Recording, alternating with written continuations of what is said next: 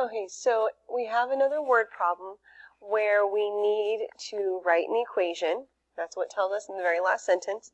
If we always read that last sentence, we know what they're asking us to do. So when we need to write an equation, we need to go to the formula chart. Okay, the formula chart will tell us exactly which formula to use. So for instance, if I have an initial value and I have a rate of change, I would write it in y equals mx plus b. Okay. If I have a rate of change and 1 point, I would use point slope.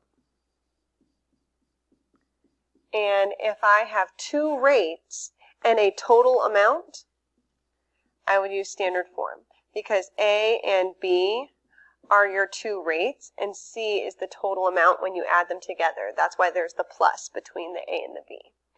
So in this case, let's see what we have. We're selling at a concession stand at a basketball game. We're selling hot dogs for $1.25 and sodas for 75 cents.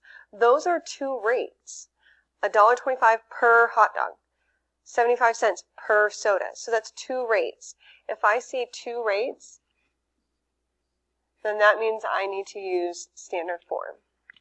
And then they also tell you the total. At the end of the night, you made $250. So I know my total is $250. Okay? Let H represent the number of hot dogs sold and S represent the number of sodas sold. So when we're writing our rates, we're not going to use X and Y, we're going to use H and S. So I'm going to let you fill in what should go here and here.